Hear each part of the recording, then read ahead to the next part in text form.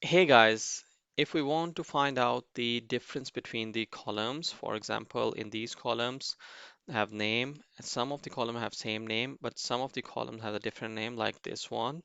And if we want to quickly find out the those columns which are different to the other columns, so let me show you how to do this. So I will select the whole data and then press Control G and then go to special and then column differences, select this option, press OK. Now it has highlighted the columns where the names are different within the columns. For example, Swan and Raya, two different names, Josh and Fish, two different names. It didn't highlight the column which has the same name like Steve, Steve, Chris, Chris, Mark, Mark.